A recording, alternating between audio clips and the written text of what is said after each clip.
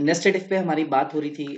हमने काफ़ी डिटेल में इसके बारे में बात की थी। हालांकि अभी हम इसमें और आगे जाएंगे और डिफरेंट डिफरेंट एग्जांपल्स देखेंगे ताकि प्रैक्टिस भी हो और इफ के लॉजिक्स भी क्लियर होते रहें। अ, अभी मैं आपको क्या बताऊंगा कि हम नेस्टेड इफ तो करेंगे करेंगे, लेकिन उसके साथ साथ आज हम इफ के ऊपर एक्सरसाइजेस भी करेंगे। और इफ के ऊपर जो एक्सरसाइजेस हम करेंगे उसमें हम और इधर जो हमने अभी फॉर्मूलेस वी लुकअप वगैरह जैसे कवर किए हैं, मैच किया है, कोशिश करेंगे उन फॉर्मूलेस को भी देखा जाए कि इफ के साथ कॉम्बिनेशन में कैसे यूज किया जाता है।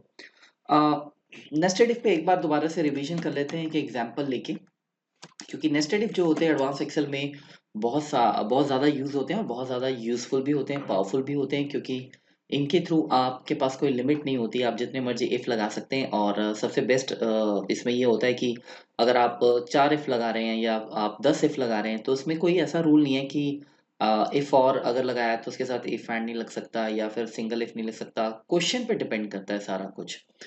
तो मैं अभी एक पुराने वाला डेटाबेस उठाता हूँ और इस पे हम बात करते हैं। सबसे पहले थोड़ा-सा समराइज़ कर लें, क्योंकि लास्ट टाइम हमें थोड़ा-सा चैलेंज रहा था इसको यूज़ करते हुए। और म्यूट कर लें आप।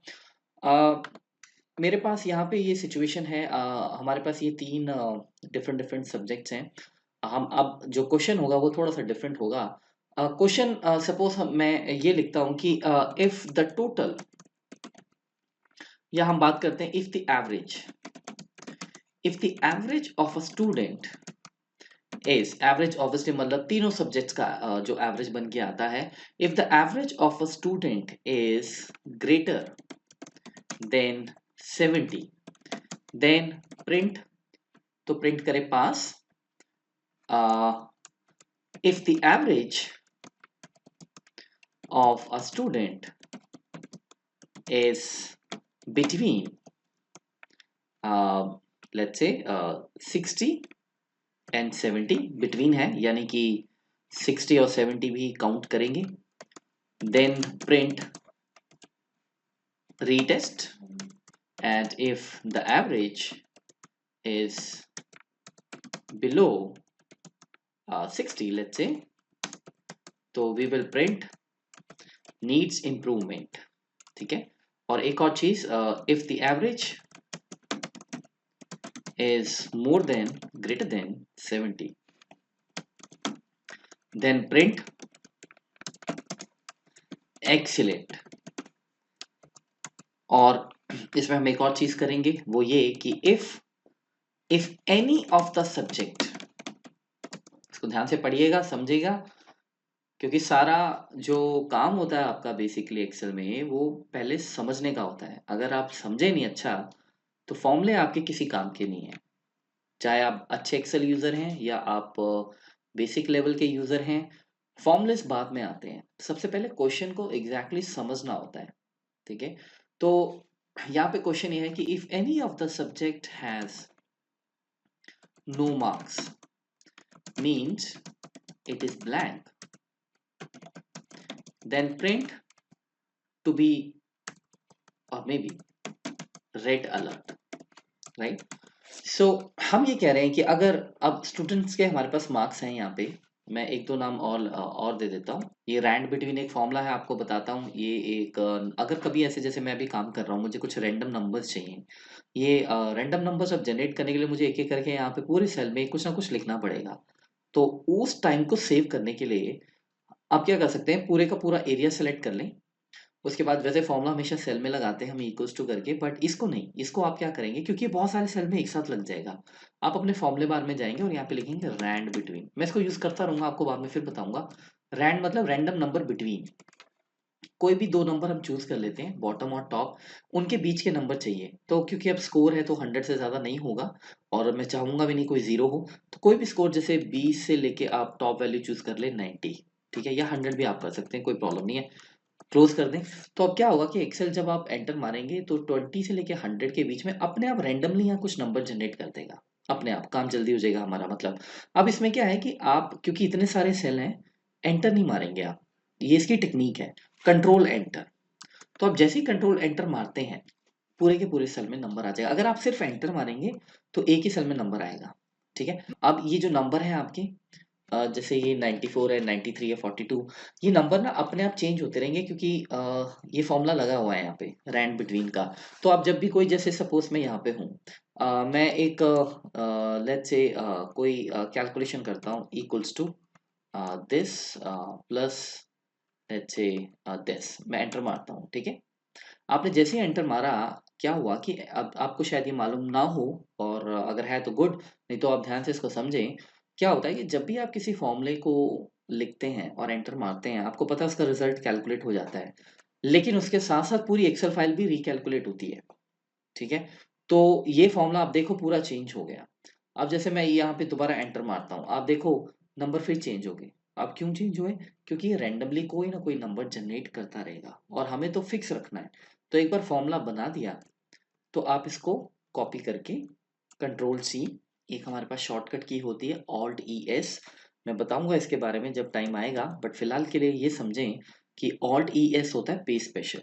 नॉर्मली आप कंट्रोल सी कंट्रोल वी करते हैं, लेकिन इसमें हम नहीं करेंगे क्योंकि हमें क्या करना है, यहाँ से फॉर्मूला उड़ा देना है और फॉर्मूले के रिजल्ट जो है उनको पेस्ट एज वैल्यू कर देना है ताकि फॉर्मूला रहे ना। तो ऑल्ट ये सब करके ओके कर सकते हैं, ठीक है। मैं दोबारा बताता हूँ। सपोज आपके पास ये फॉर्मूला है 178। आपको पता है कि अगर मैंने इसे कॉपी किया, हमने फर्स्ट डे भी सीखा था, अगर मैं इसको कॉपी करके कहीं भी पेस्ट करता हूँ तो एक नया फॉर्मूला जनरेट हो जाएगा। और वो आपका जैसे ये आ गया H12 टू H10, और ये सिर्फ वही है लेफ्ट टू राइट, और डाउनवर्ड डायरेक्शन में आप जाते हैं तो उसका मूवमेंट कैसे हो रहा है। अब मुझे ये नहीं चाहिए था, मुझे यहाँ पे चाहिए था 178, मतलब इस फॉर्मूले की जो वैल्यू है वो मुझे चाहिए, फॉर्मूला नहीं चाहिए। तो आप क्या करेंगे, कॉपी। आप पेस्ट पेस्ट पेस्ट तो आप करेंगे नहीं, तो पेस्ट स्पेशल करेंगे। पेस्ट स्पेशल होता है ऑल्ट ई एस, उससे ये विंडो आपके सामने आ जाएगा और इस विंडो में वैल्यू कर लें। इससे क्या होता है कि जो फॉर्मूले का रिजल्ट आप यहाँ पे जब आप पेस्ट वैल्यू करते हैं, तो जो वैल्यू करते हैं, वैल्यू क्या करती है, सिर्फ और सिर्फ यहाँ से वैल्यू उठा के यहाँ पेस्ट कर देती है, और उसको कोई मतलब नहीं है कि क्या फॉर्मूला था। आप देख सकते हैं यहाँ पे कोई फॉर्मूला नहीं है, ठीक है। तो वही चीज मैंने यहाँ पे की है। अब देखिए, आप ऊपर फॉर्मूले बार में देखिए, कोई फॉर्मूला है ही नहीं रैंड बिटवीन का, जैसे कभी यूज ही ना किया हो, ठीक है। एनीवेज, ये रैंडमली कुछ जनरेट करना था नंबर, तो मैं इनको एक बार सेंटर लाइन कर देता हूँ रिबन पे, ठीक है। और अगर आपके माइंड में क्वेश्चन आ रहा हो कि भाई ये कैसे मैंने हाइड किया हुआ है, वैसे तो बड़ी नॉर्मल सी बात है अगर आप एक्सेल यूज कर रहे हैं काफी टाइम से, पर फिर भी बता देता हूँ। जब आप डबल क्लिक करते हैं तो रिबन कोलैप्स हो जाता है, एक्सपैंड हो जाता है, बेग योर पार्डन। और जब आप इस पर डबल क्लिक करते हैं तो ये वापस हाइड हो जाता है। तो कई बार स्क्रीन बड़ी रखनी हो, आप ये यूज कर सकते हैं, ठीक है। एनीवेज, अब हमारे पास मेन अपने टारगेट पे आते हैं, और इसके थ्रू रिवीजन अब हम अपनी शुरू करते हैं। अब देखिए, बेसिकली हमारे पास एक दो तीन चार पांच कंडीशंस हैं, ठीक है। पांचों की पांचों कंडीशंस एक ही फॉर्मूले में लगानी है आपने, ठीक है। देखने में एज अ बिगनर हमें थोड़ा चैलेंजिंग लगता है, पर अगर आप जब शुरुआत करो और आप सिर्फ ये कंसेप्ट लेके चलो कि क्या इफ एंड लगेगा या इफ और लगेगा या इफ लगेगा, और उसके ट्रू में क्या देना है, मतलब कंडीशन ट्रू होती है तो क्या देना है, कंडीशन फॉल्स होती है तो नेक्स्ट इफ पे जाना है। अगर आप इस कंसेप्ट के साथ चलते हो तो आप 10 क्या 15 इफ 20 इफ भी बड़े इजीली लगा सकते हैं। और इसमें एक चीज का ध्यान रखना होता है, क्लोजिंग कहाँ करनी है। नॉर्मली इफ तो आपको पता ही है कि जब हम नॉर्मल इफ लगाते हैं तो उसमें हमारा एक ट्रू और फॉल्स होता है, हमें क्लियर कट वहां दिख रहा होता है, लॉजिक दिया, कंपैरिजन किया और ट्रू फॉल्स भर दिया और एंटर मार दिया। जब इफ एंड लग जाता है तो थोड़ा सा देखने वाला होता है कि पहले लॉजिक क्लोज होते हैं, उसके बाद कॉमा पे जाके हम ट्रू और फॉल्स करते हैं। कल आप इस चीज में बहुत स्ट्रगल कर रहे थे, जब भी हमने लास्ट टाइम सेशन लिया था। तो यहाँ पे मैं इसलिए बोलता हूँ बार बार की नजर रखनी है आपने, किस पैरामीटर में क्या चीज आप सप्लाई कर रहे हैं, वो बहुत जरूरी है। एचआर का बंदा फाइनेंस टीम में नहीं जा सकता, वो एचआर के लिए ही बना है। उसी तरीके से एमआईएस का बंदा आपका किसी और डिपार्टमेंट में नहीं काम कर सकता है, उसको एमआईएस का काम है तो उसको एमआईएस में ही आप रखेंगे, ठीक है। अगर आप इधर उधर शफलिंग कर देंगे तो आउटपुट आपकी जीरो आएगी, राइट। अब शुरुआत करते हैं। शुरुआत में हम इतनी कंडीशंस हैं। कई बार मुझसे स्टूडेंट ये पूछते हैं कि भाई क्या हम किसी भी कंडीशन से स्टार्ट कर सकते हैं, क्या मैं यहाँ से स्टार्ट कर सकता हूँ, यहाँ से कर सकता हूँ, यहाँ से कर सकता हूँ, यहाँ से कर सकता हूँ, यहाँ से कर सकता हूँ। जनरली इसका आंसर ये है कि आप कहीं से भी कर सकते हैं, जब तक दो या दो से ज्यादा कंडीशन आपस में क्लैश ना कर रही हूँ, ठीक है। अब क्वेश्चन ये आता है कि क्लैश ना कर रही हूँ ये क्या मतलब है। कई बार ऐसा सिनेरियो होता है जब दो क्राइटेरिया आपको दिए गए हैं और दोनों के दोनों मीट हो जाते हैं, और उस टाइम फिर आपको क्या डिसाइड करना होता है, कौन सा क्राइटेरिया ज्यादा इंपॉर्टेंट है, जिसका इफ पहले आएगा। क्योंकि मैंने आपको बताया था left to right function start करता है जब आप जैसे इफ लिखते हो, जो पहले इफ है वो पहले एग्जीक्यूट होगा, जो उसके बाद है वो बाद में होगा।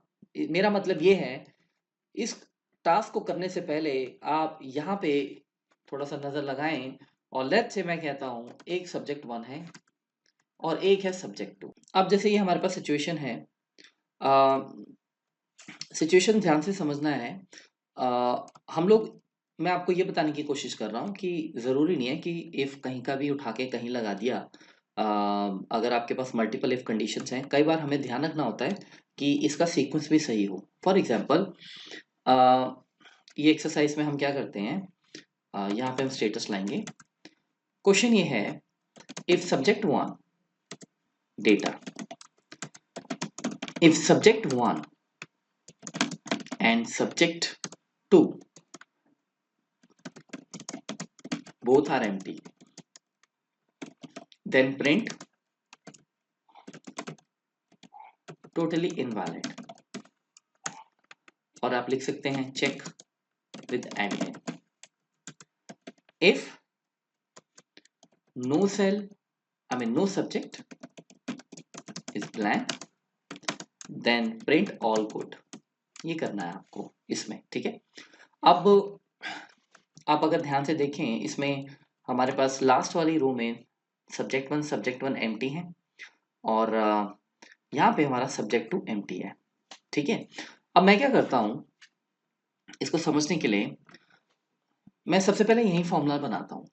लेट्स से मैं ये वाला फॉर्मूला बनाता हूँ, if subject one is empty, तो क्या करेंगे, सिंगल इफ लगाएंगे आप, क्योंकि एक ही कंडीशन है यहाँ पे।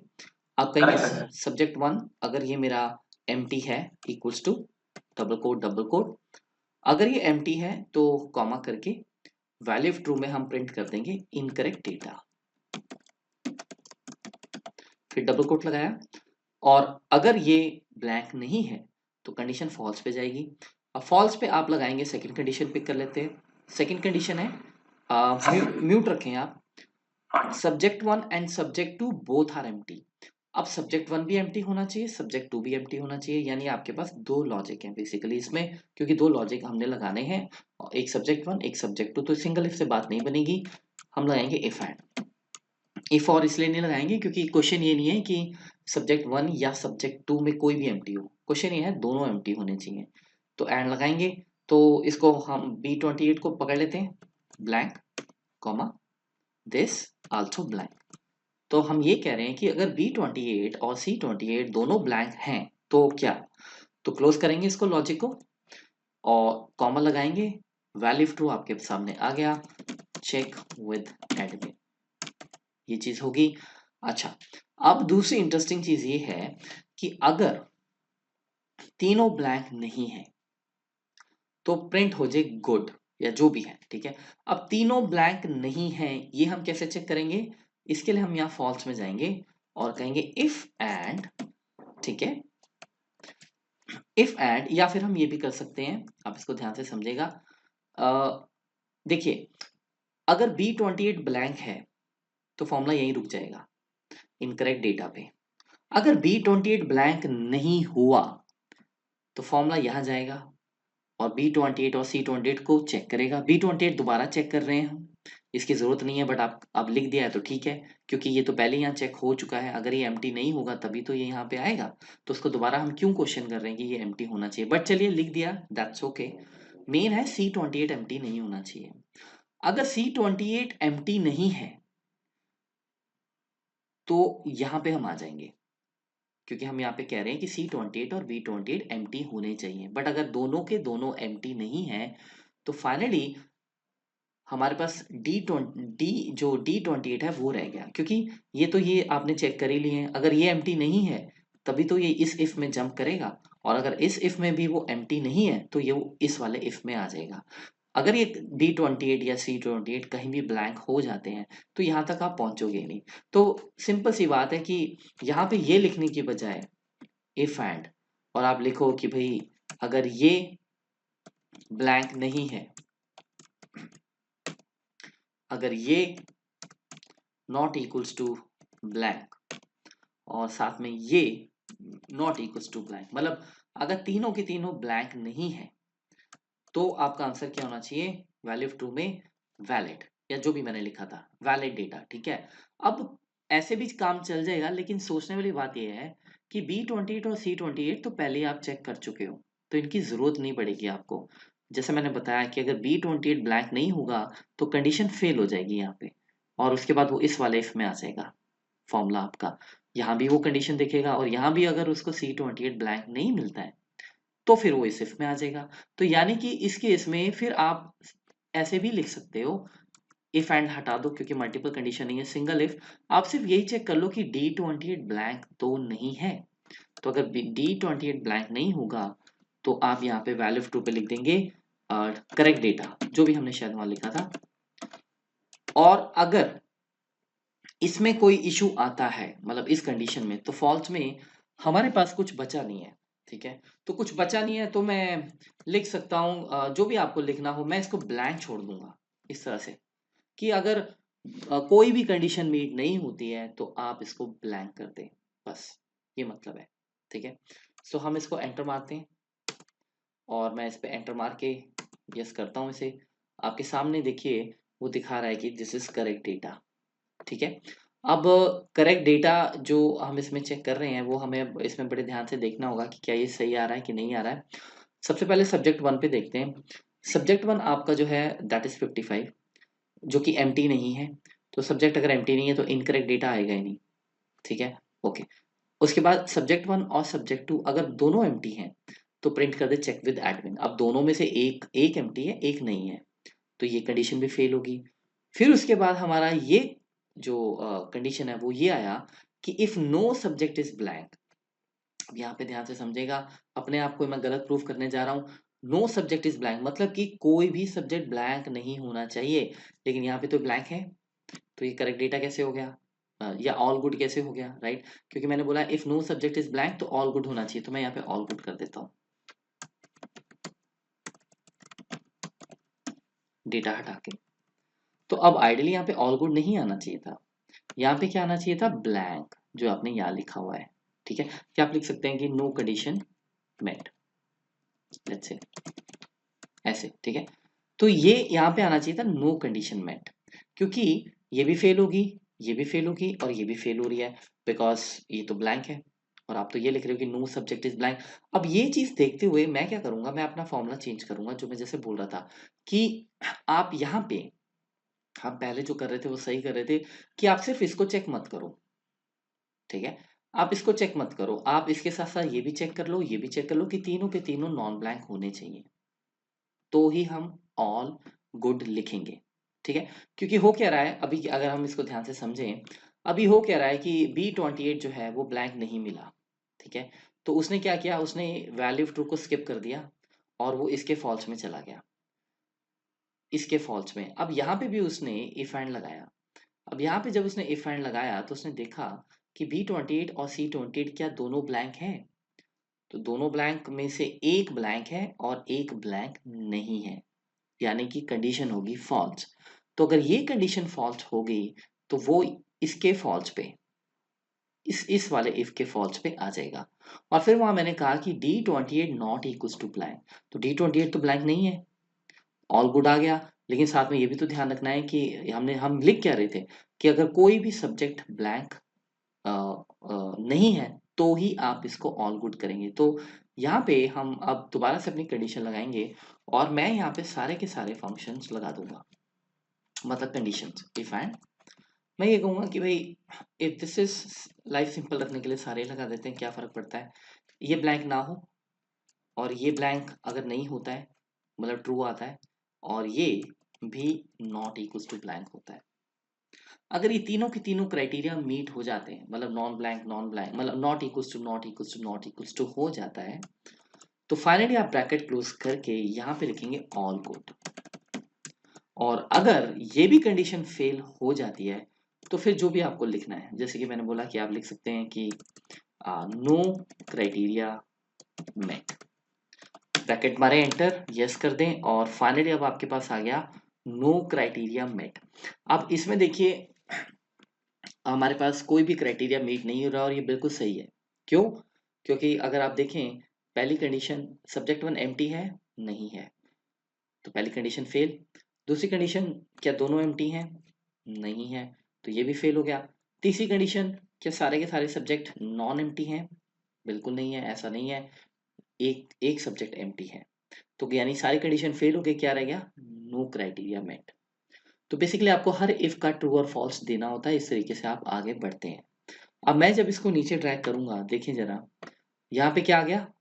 All good. क्या ये सही है? अगर देखा जाए ध्यान से तो ये बिल्कुल सही है, राइट। वो कैसे?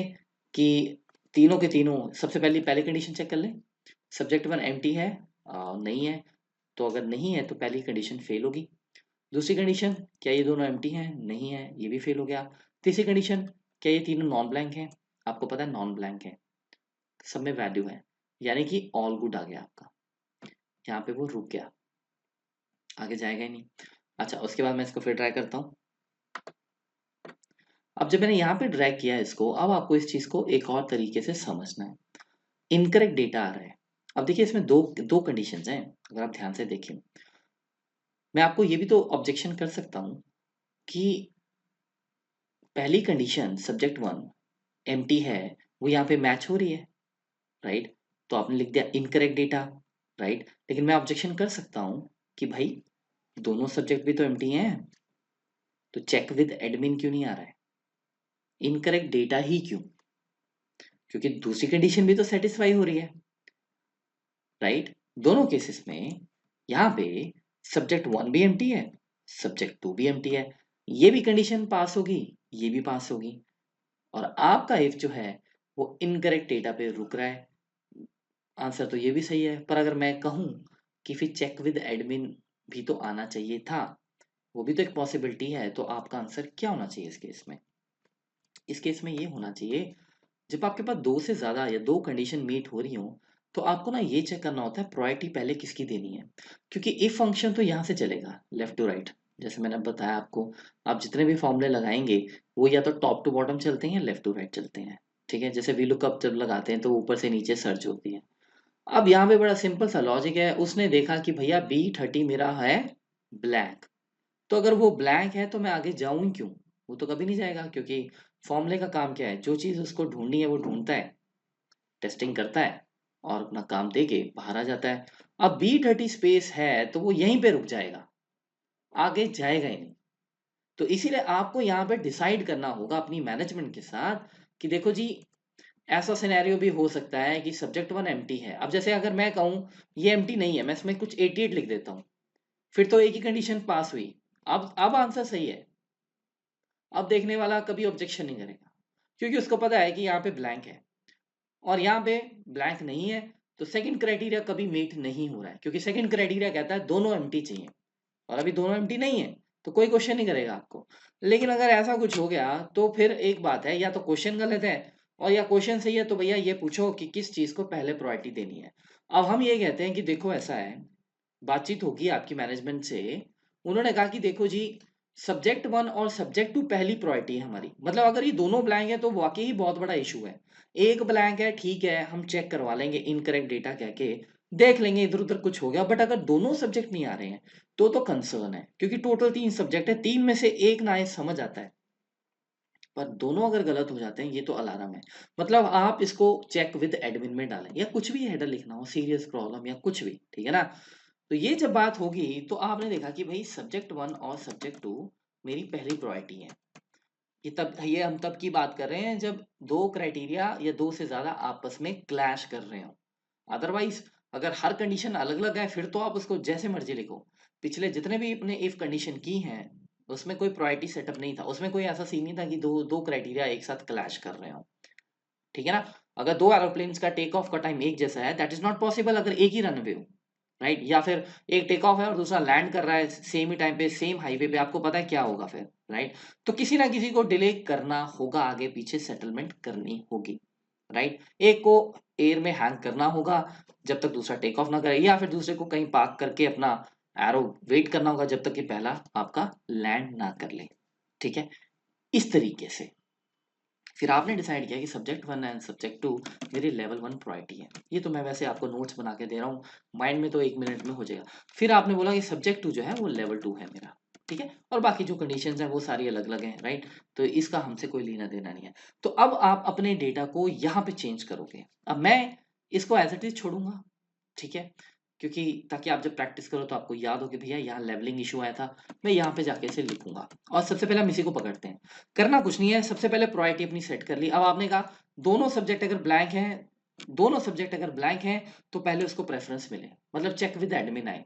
उसके बाद हम ये चेक करेंगे कि सब्जेक्ट 1 ब्लैंक है या नहीं है। तो पहले आपको अपने इफ को इफ एंड यहाँ पे अब घुमाना होगा, पहले आप इफ एंड लगाएँगे। यहाँ पे हमने पहले सिंगल इफ लगाया था कि सब्जेक्ट 1 ब्लैंक है। अब आप पहले प्रायोरिटी ये चेक करेंगे, क्या आप ब्लैंक हैं B30 और C30? अगर आप दोनों ब्लैंक हैं तो क्या क्लोज करें? तो immediately check with admin, formula यहीं रुक जाएगा, है कि नहीं? अगर इनमें से कोई ब्लैंक नहीं हुआ या एक आधा कोई ब्लैंक है तो मैं आगे जाके उसको चेक कर लूंगा सिंगल इफ के साथ। मतलब अगर इनमें से कोई ब्लैंक नहीं हुआ तभी तो ये फेल होगा लॉजिक, या दोनों ब्लैंक नहीं हुए तब भी फेल हो जाएगा, राइट? तो अगर वो फेल हो गया तो वो इस इफ पे आ जाएगा। इस इफ पे मैं ये कह देता हूं कि अब आप जाके यहाँ सब्जेक्ट 1 चेक कर लें, विच इज अगर B30 ब्लैंक है, सिंगल इफ लगा रहा हूँ, ब्रैकेट क्लोज करने की जरूरत नहीं है क्योंकि ट्रू और फॉल्स इसी में लगेंगे। तो आप यहाँ पे लगा देंगे इनकरेक्ट डेटा, ठीक है? अब इसके फॉल्स में हम क्या करेंगे, अगर मान के चले ये कंडीशन भी फेल हो जाती है तो फिर हम लगाएंगे इफ एंड और थर्ड कंडीशन चेक कर लेंगे जो हमने पहले की थी। आप अगर ब्लैंक है, if no subject is blank, मतलब नॉट इक्वल्स टू ब्लैंक, अगर B30 ब्लैंक नहीं है, अगर C30 ब्लैंक नहीं है, अगर D30 ब्लैंक नहीं है, तो क्या? अगर ये सारे ब्लैंक नहीं है, ब्रैकेट क्लोज करें, वैल्यू ऑफ ट्रू आ गया आपका, कॉमा लगाएं और लिख दें ऑल गुड। और अगर ये भी फेल होगी कंडीशन तो वैल्यू फॉल्स में जो लिखना है आप लिख दें। मैं फिलहाल के इसको ब्लैंक छोड़ रहा हूँ। ब्लैंक कैसे लिखते हैं? ऐसे, तब रुको, ये मैं आपको बता चुका हूँ पहले भी, ठीक है? क्लोज किया। कितने इफ हैं देखने की जरूरत नहीं है, लास्ट के ब्रैकेट्स को देखने की जरूरत नहीं होती, एक्सेल खुद इंसर्ट कर देता है। बीच में कहीं अगर आपने इफ एंड को यहाँ ये क्लोज करना भूल गए तो मैंने आपको पहले भी बताया था वो एक डिफरेंट टाइप का एरर आएगा। अभी तो हेल्प आती है कि do you want to accept this correction, ये 2 ब्रैकेट लगा दिए उसने, यस कर देते हैं। ये लीजिए आपकी प्रायोरिटी होगी सेट। अब वो पहले ये वाला इफ चेक करेगा, यानी दोनों सेल, सबसे पहले हमारी प्रायोरिटी है दोनों सेल को आप चेक करें, वो ब्लैंक है तो इमीडिएटली चेक विद एडमिन करते हैं। अब इसमें अगर मैं इसको नहीं करता हूं तो ये इनकरेक्ट डेटा आ जाएगा, जैसे ये भी आ रहा था। सिंपल सा कंसेप्ट है, ठीक है? तो इस केस में जब आप इफ पे काम कर रहे हो ना तो ये भी देखेंगे ऐसा ना हो कि दो दो कंडीशंस मीट हो रही हो, ठीक है?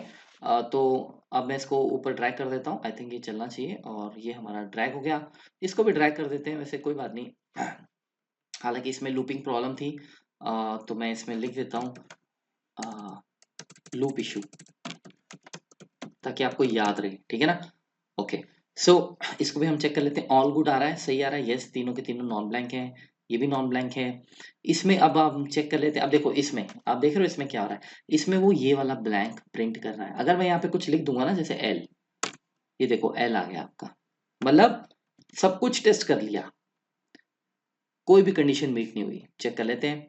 पहली कंडीशन क्या है, सब्जेक्ट 1 एम्प्टी होना चाहिए, सब्जेक्ट 1 एम्प्टी नहीं है, फेल हो गया।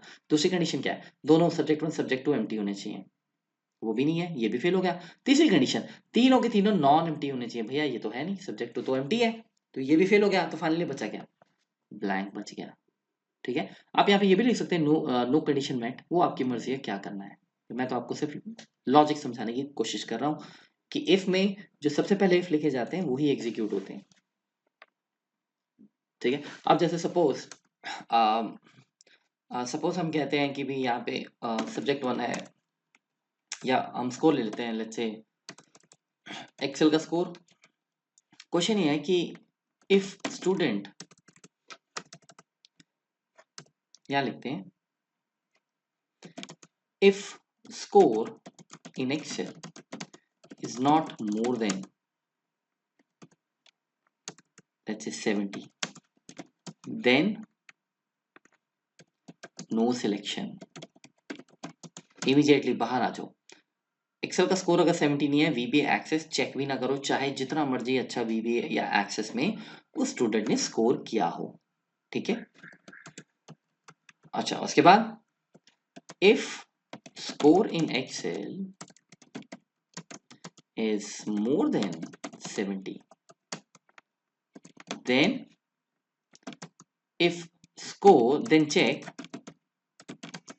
if score in VBA is more than, ध्यान से देखना है इसको, 60, then check if score in Access is more than 50, selected,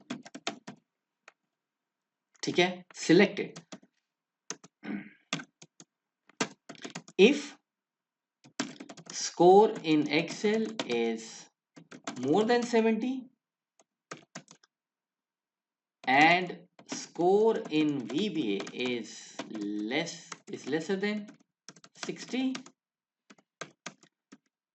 then no selection. That means आपको एक्सेस का स्कोर चेक करना ही नहीं है, ठीक है। तो ये क्या सिचुएशन है, सिचुएशन कैसे भी आपके पास आ सकती है, ठीक है। हो सकता है मेरा लॉजिक इतना ज्यादा अच्छा ना हो, है ना। आप इसमें बोलो यार नहीं नहीं ये लॉजिक थोड़ा सा ऊपर नीचे, एक्चुअली लॉजिक की बात नहीं है, बात ये है कि क्वेश्चन सामने पड़ा है और उसको इफ के तरीके से घुमाना है, उस पर प्रैक्टिस हो रही है। क्वेश्चंस तो आपके पास बहुत सारे आएंगे। सो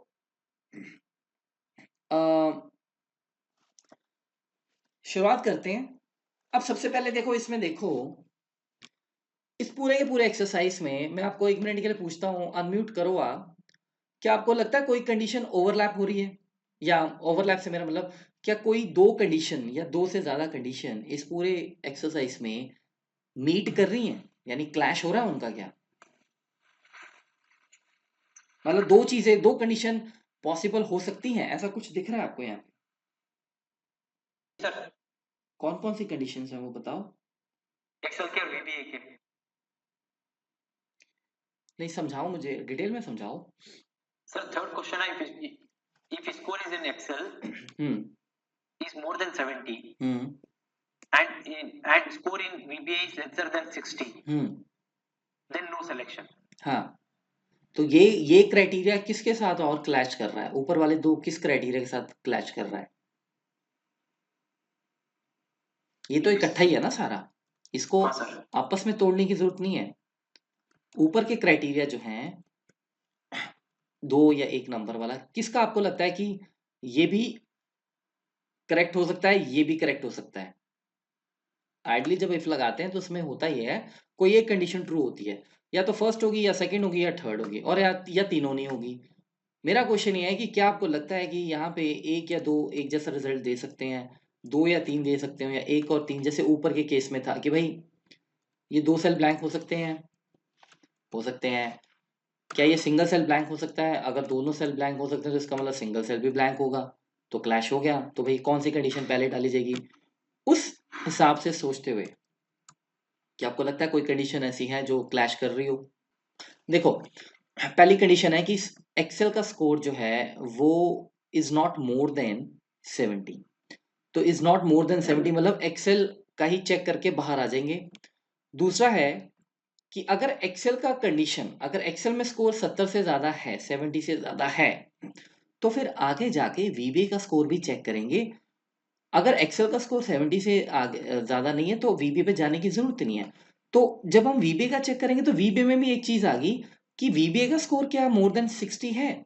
अगर एक्सेल का 70 से ज्यादा या 70 से ज्यादा है, 70 से ज्यादा, और वीबीए का 60 से ज्यादा है, तो एक्सेस का भी चेक किया जाए कि वो 50 से ज्यादा है कि नहीं। और अगर, यानी कि कंडीशन ये होगी कि एक्सेल, अगर एक्सेल में 71 स्कोर मेरा आता है या से ज्यादा, और वीबीए में 61 या उससे ज्यादा का आता है, और एक्सेस में 51 या उससे ज्यादा आता है, तो ये बंदा हायर हो जाएगा। यानी कि कोई ऐसा बंदा जिसका स्कोर आ गया 88, और यहाँ पे आ गया 65, और यहाँ पे आ गया 51, ये बंदा सिलेक्टेड है, ठीक है ना। और उसी में तीसरी कंडीशन ये है कि अगर एक्सेल में 70 से ग्रेटर देन एक्सेल का स्कोर अगर 70 से ज़्यादा है, तो मतलब हम जाएँगे डेफ़िनिटली आगे, क्योंकि भई बंदे ने एक्सेल तो अच्छा किया है, उसका वीबीए स्किल भी चेक कर लेते हैं, कैसा किया है उसने। अगर एक्सेल में स्कोर नहीं है, तो आइडिया ये है आगे का देखने की ज़रूरत ही नहीं, कि जो फ्रंट एंड नहीं हैंडल कर सकता है, उसका हम प्रोग्रामिंग स्कोर नहीं चेक करेंगे, चाहे वो बहुत अच्छा प्रोग्रामर हो। क्योंकि बहुत हर बार प्रोग्राम बनाने को तो बोला नहीं जाएगा। फटाफट से कोई रिक्वायरमेंट भी तो आ सकती है कि फटाफट से एक चार्ट बना के भेज दो, वो बंदा वहाँ बैठ के प्रोग्राम बनाने लग जाए। कुछ ऐसे भी होते हैं जिनको प्रोग्रामिंग बहुत अच्छी आती है, लेकिन वो एक्सेल में इतना अच्छा नॉलेज नहीं रखते, तो वो गड़बड़ है। तो हमारा एक लॉजिक है कि इस कंपनी में हायर होने के लिए पहले तो फ्रंट एंड का एक्सेल अच्छा आना चाहिए, और उसका क्राइटेरिया सेट कर दिया है। तो अब हम कहते हैं कि भाई एक्सेल में तो बंदे का 70 स्कोर से ज़्यादा है, तो गुड है यार, वीबीए चेक करो। तो वीबीए में भी वो कहता है कि वीबीए में एक्चुअली 60 से लेस हो गया। तो अगर वीबीए में 60 से लेस हो गया, तो मैं एक्सेस में जाऊँगा ही नहीं। तो ये सारे के सारे क्राइटेरिया आपस में बिल्कुल अलग-अलग हैं। किसी का कोई क्लैश नहीं हो रहा है, ठीक है? क्योंकि सिंपल सी बात है, अगर एक्सेल में 70 से ज़्यादा, 70 से ज़्यादा स्कोर नहीं है, तो नो सिलेक्शन होगी। तो अगर भई 70 से ज़्यादा नहीं है, तो नीचे वाले क्राइटेरिया में तो हम मोर देन 70 की बात कर रहे हैं। तो पहला तो बिल्कुल ही अलग हो गया। दूसरे और तीसरे में भी अगर आप देखें, तो दूसरे में हम कह रहे हैं कि वीबीए का 60 से ज़्यादा होना चाहिए, और तीसरे में हम कह रहे हैं वीबीए 60 से लेस होना चाहिए। दोनों कंडीशंस अलग-अलग हैं। तो आइए इस पे ज़रा आप शुरुआत करते हैं। तो आप कोशिश करेंगे या मैं बताऊँ? सर कोशिश कर सकता हूँ सर मैं। हाँ, बताइए फिर पहले क्या करेंगे सबसे पहले? Equals to equals to if hmm, if and and okay. Select excel की score sir hmm, more than 70 hmm, more than 70 bracket close sir hmm. Ignored comma में नो सिलेक्शन लिखेंगे सर। अब देखिए, आपने जो बताया है वो ठीक है, लेकिन ध्यान से समझिए, इसमें एक ही क्राइटेरिया है, राइट? एक्सेल का स्कोर ही चेक करना है। हाँ ये सॉरी सर सिंगल इफ लगाना था इसमें हाँ, एक ही सिंगल क्राइटेरिया इफ। है करेक्ट है। लेकिन अब आप इस बात को भी समझ लें कि अगर आपने ये फ़ॉर्मूला लगाया, टेक्निकली कोई आपको इसका आंसर 0 नहीं देगा, क्योंकि अब ये बात क्लियर है कि इफ एंड में 2 या 2 से ज़्यादा जब लॉजिक होते हैं, तो हम यूज़ करते हैं, और तब यूज़ करते हैं जब हमें सारे लॉजिक ट्रू करवाने हों, राइट? Correct sir. लेकिन इसका मतलब ये नहीं है कि इफ एंड को आप सिंगल क्राइटेरिया के लिए सिंगल लॉजिक के लिए यूज़ नहीं कर सकते हैं। वो भी आप कर सकते हैं, पर आइडियली वो उसके लिए बना नहीं है, ठीक है? इसमें भी अगर आपने लॉजिक लगा दिया, इसको कोई एतराज़ नहीं होगा, ये चल जाएगा। लेकिन हम करें क्यों? क्योंकि एक क्राइटेरिया के लिए सिंगल इफ बना हुआ है। तो सिंगल अगर इफ सही है सर। सिंगल या फर्स्ट इसके लिए मैं देखा था एक्चुअली। हाँ, तो अब हम ये B36 ग्रेटर देन 70, अब क्या ग्रेटर देन करेंगे आप? 70 हुँ, इग्नोरेड कॉमा में लिख देंगे नो पहले आप सिलेक्शन। कॉमा बोलें, comma sir sorry comma comma ignored double comma again quotes, double quote no no selection selection. अब आप ब्रैकेट क्या क्लोज करेंगे? ब्रैकेट क्लोज ब्रैकेट क्लोज़, नीचे कुछ नहीं बढ़ा आपके पास? पैरामीटर जो आपके हाइलाइट हो रहे हैं, वैल्यूज इफ ट्रू नहीं, वैल्यू ऑफ ट्रूथ तो बोल्ड हो रखा है, उसी पे आप बैठे हो। क्या उसके बाद कोई पैरामीटर नहीं है? फाल्स है सर। तो आप फॉल्स नहीं दोगे इफ का? हाँ देना है सर उसको। हाँ, तो बताओ क्या करोगे फिर? कॉमा हुँ, डबल कोट अगेन क्लोज। ऐसे? ऐसे नहीं है सर ऐसे नहीं आएगा। हुँ, नहीं, अभी आपको करना क्या है, पहले आप मुझे ये बताओ। नेक्स्ट स्टेप क्या है? वीबी का दिखना है सर अभी। हाँ हाँ, सर कॉमा हो के इधर खत्म हो गया। हुँ, अभी सब इफ देखेंगे इफ एंड देखेंगे सर इधर। If and okay, if and correct. Hmm. Sorry sir थोड़ा कंफ्यूज हो रहा हूँ। नहीं, नहीं, चलो मैं कुछ कहूँगा ही नहीं आपको, आप सीख रहे हैं। इफ एंड ये सेलेक्ट करेंगे सर वीबी है अभी इसमें। ओके, वीबी में नहीं वीबी नहीं सर। वीबी चेक करेंगे सर एक्सेल चेक करेंगे सर फर्स्ट। वो आपको देखो, आप बताओ लॉजिक कैसे बनना चाहिए? No selection okay. नहीं अगर एक्सेल से शुरुआत करना चाहिए सर सेकंड क्वेश्चन में आ रहे हैं अभी हम लोग। ठीक है, okay if and if again excel select करेंगे sir hmm, is more than 70 का hmm, comma hmm, comma again we need to go to the 70।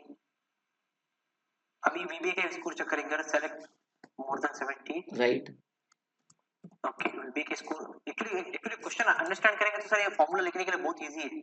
Hmm, actually main चीज क्वेश्चन अंडरस्टैंड करना है। मैं जब मॉर्निंग में जब मैं इफ का फॉर्मूला ट्राई कर रहा था सम इफ का सबसे पहला क्वेश्चन समझना चाहिए। क्वेश्चन समझ गए तो ना फॉर्मूला लिखने के लिए बहुत इजी होता है।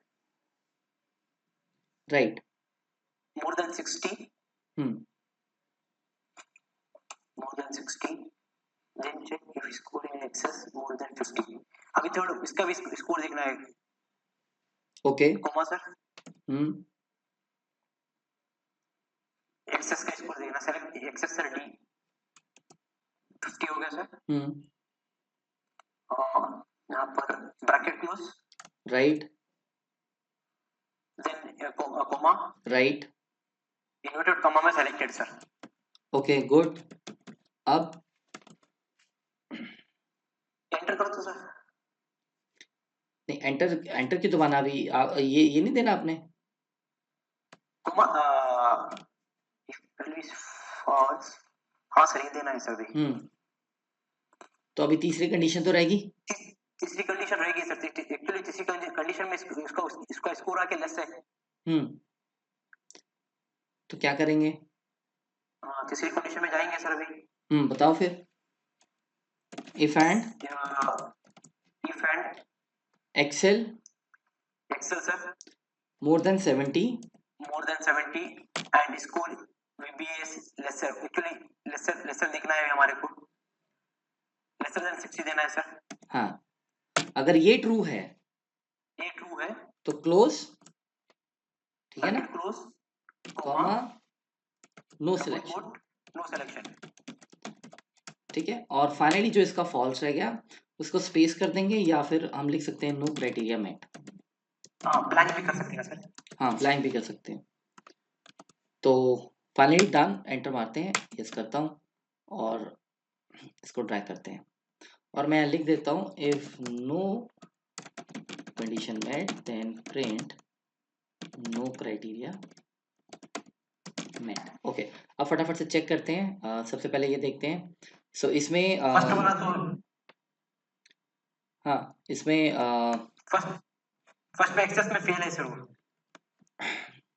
फर्स्ट क्राइटेरिया ये है. एक्सेस वाला नहीं ना. ये चेक करो एक्सेल का. हाँ एक्सेल वाला देखना है. हाँ तो मोर देन 70 नहीं है. फेल हो गया. लेस है सर. लेस है वो. सेकंड में है अगर एक्सेल का मोर देन 70 ये भी फेल हो गया.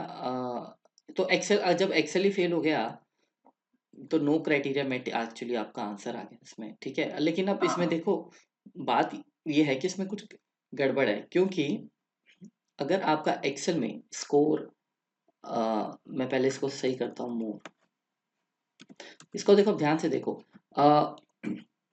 अगर एक्सेल में 70 से ज्यादा 70 से ज्यादा स्कोर नहीं है तो ये नो सिलेक्शन होना चाहिए.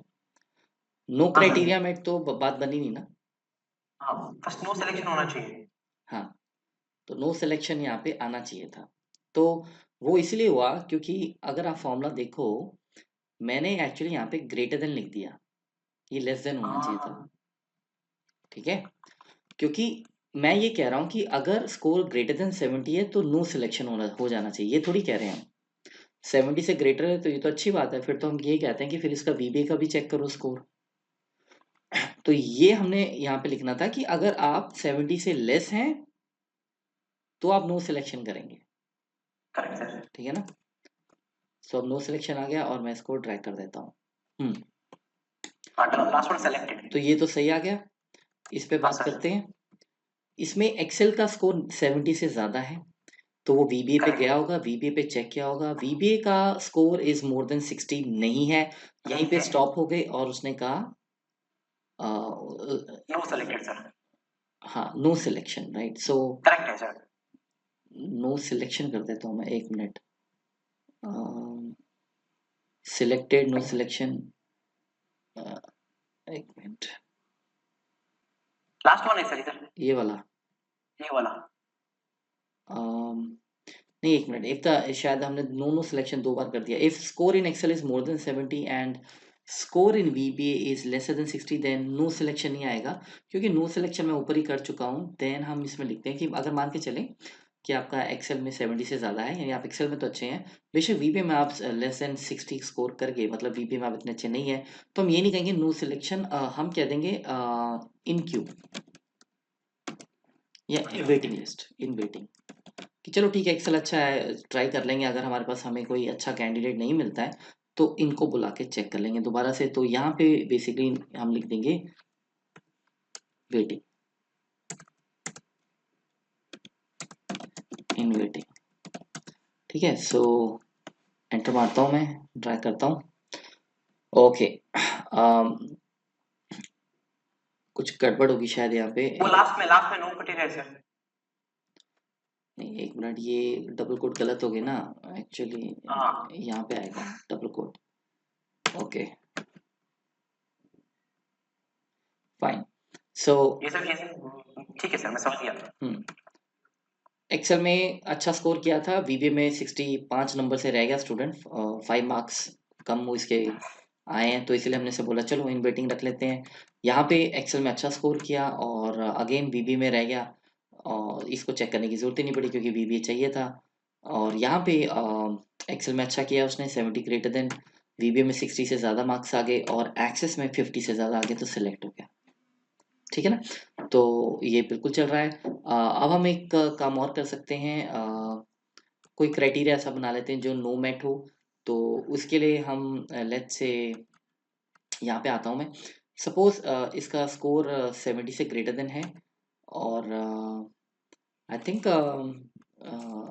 नहीं ठीक है मेरे हिसाब से, अ, चलने दिया जाए ऐसे कि सब सारे क्राइटेरिया आपके मीट हो ही रहे हैं, तो नो क्राइटेरिया मेट की जरूरत ही नहीं पड़ेगी हमें, आई थिंक वो। सर मैं एक्चुअली मॉर्निंग में किस देख रहा था सर, जब मैं प्रैक्टिस कर रहा था हम्म उस कभी कभी देखो एक ही क्राइटेरिया है उसमें भी हम लोग इफ एंड का इस्तेमाल कर सकते हैं, एक्चुअली फॉर्मूला ले रहा है उसमें। नहीं, वो तो लेगा ही। इफ एंड का मतलब ये नहीं है ना कि आपको कंपल्शन है कि आप मिनिमम दो दो क्राइटेरिया यूज करो, कोई मैं कंपल्शन ऐसे ही नहीं है। जस्ट ट्राई कर रहा था, एक्चुअली ले लिया फॉर्मूला।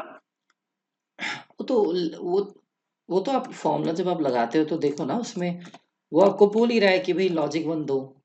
अब लॉजिक वन अगर आपने दे दिया कि ये ब्लैंक नहीं है, बस यही लॉजिक है, तो अगर ये ब्लैंक नहीं है तो आप चाहते हो कि लिखा हुआ आ जाए नो ब्लैंक, तो आप इसको क्लोज कर दो और यहाँ पे लिख दो नो ब्लैंक। हाँ और अगर ब्लैंक है तो आप लिख दो ब्लैंक। तो क्राइटेरिया एक भी दोगे चलेगा, लेकिन वो एक्चुअली एक के लिए बना नहीं। सिंगल इफ में हम लोग उसमें नो ब्लैंक बोल के लिख के क्लोज कर सकते हो। इसमें क्लोज। सिंगल इफ में भी सिंटेक्स चेंज हो जाता है बस। सिंगल इफ में आप हाँ कहोगे कि नॉट ब्लैंक, तो ब्रैकेट क्लोज नहीं करोगे आप। हाँ, इसमें हाँ बिफोर क्लोजिंग द ब्रैकेट हम लोग लिख सकते हैं इसके अंदर। हाँ, इसी में लिख दोगे तो इसीलिए तो ये अगर नॉट ब्लैंक है तो नॉन ब्लैंक। तो ऐसा नहीं है कि आप मल्टीपल, अगर एक क्राइटेरिया तो इफ एंड आप यूज नहीं कर सकते, वो तो कर लो। अगर वो कह रहा है कि भाई मैं तुम्हें दो से या दो से ज्यादा क्राइटेरिया दे रहा हूँ, तो इसका मतलब ये नहीं है कि वो एक क्राइटेरिया पे चलेगा नहीं। अगर वो दो दो तक की हिम्मत रखता है, दो से ज्यादा की हिम्मत रखता है, तो वो एक में भी इजीली काम कर लेगा, लेकिन एक के लिए हम उसे यूज नहीं करते क्योंकि उसके लिए हमारे पास ऑलरेडी सिंगल इफ बना हुआ है जो इजी है, लिखा और कॉमा कॉमा करके ट्रू फॉल्स दिया और दैट्स हाँ इट। ठीक है सर। नहीं नहीं भाई, आप आपका जो ये सिखाने से मैंने आज, मैं last yesterday to laptop home, मैं उधर जाके थोड़ा प्रैक्टिस किया। हम्म देन मैं एक दो दफा देख के किया, उसके बाद देख देख के मतलब फर्स्ट स्टार्ट किया, थोड़ा किधर प्रॉब्लम हो रहा था मैं उधर देख के थोड़ा बहुत कुछ मैं मैनेज कर लिया आज। एक्चुअली इज गुड सर, मेरे को पहली बार सीखने मिला कोई चीज। अभी इसमें काफी कुछ है, अभी जैसे सपोज अभी सर हम मेरे को एक चीज पूछना है सर, ये नेस्टेड इफ मतलब क्या है सर? इफ के अंदर इफ जब आप लगाते हैं, अच्छा, डबल इफ लगता है तो? हाँ डबल या डबल से ज्यादा। अच्छा अ, ओके। अब एक और डिफरेंट एक्सरसाइज करेंगे हम, अब आप इसको फिर देखें। सपोज आपके पास यहाँ पे एम्प्लॉय आईडीज हैं 33, ठीक है, ओके। अब हमारे पास यहाँ पे करना क्या है, इसको ध्यान से देखना है। आपके पास इनका स्टेटस नहीं है, वो मेन डेटाबेस में पड़ा हुआ है, ठीक है। ये डेटा किसी और शीट में भी हो सकता है ऑब्वियसली, जैसे यहाँ चलेगा वैसे ही वहाँ चलेगा। बस वही फर्क है कि एक शीट से दूसरी शीट आप जाएंगे तो शीट का सिलेक्शन चेंज हो जाता है। क्वेश्चन ये है, if employ ID is active then calculate the salary या गेट द सैलरी,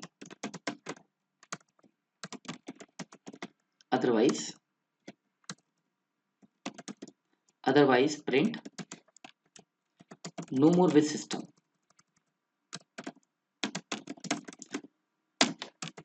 तो क्वेश्चन ये है कि भाई यहाँ पे आपके पास अपने एम्प्लॉयडीज पड़े हुए हैं, कुछ और ऐड कर देते हैं, और हम ये कह रहे हैं कि आप जिन एम्प्लॉयडीज को ढूंढ रहे हो उनका सैलरी हम तभी चेक करेंगे जब वो एक्टिव हो, नहीं तो नहीं। यानी 77 इनएक्टिव है आपको मेन डेटाबेस में, ये आपका मेन डेटाबेस है, प्राइमरी डेटाबेस।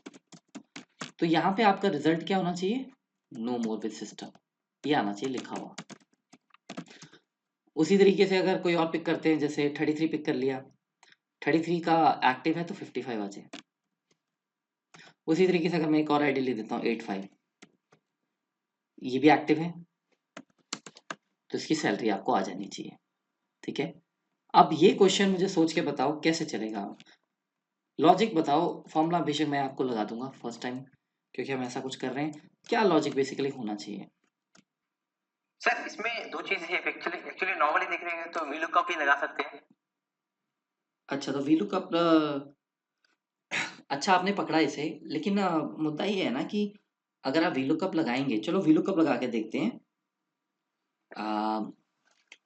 जैसे वीलुकअप लगाते हैं, तो आपने वीलुकअप उठा लिया लेट्स से 77, ठीक है, और आप इस टेबल में चले गए, ये, और हाँ सर। टेबल फ्रीज कर देता हूँ, F4 फ्रीज हो गया, और सैलरी चाहिए तो कॉलम नंबर क्या हो जाएगा, 3,0, ठीक है।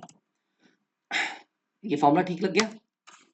ठीक लग गया। अब अब इसमें इसमें एक्टिव है इनएक्टिव है वो देखना है। हाँ एग्जैक्टली, तो वो आप क्या करेंगे, क्योंकि ये तो फिर सबकी सैलरी दे देगा ना। हाँ सर। आपको इनएक्टिव वालों को नो मोर विद सिस्टम आना चाहिए यहाँ लिखा हुआ। हाँ सर। हम्म, तो इसके लिए देखो हमें क्या करना है, सबसे पहले आप इनका स्टेटस चेक कर लोगे। तो ये 2,0 करेंगे, 2,0 लगा दिया। अब यहाँ अच्छा टू स्टेटस है, हाँ हाँ हाँ। अब यहाँ पे एक इफ लगा देंगे।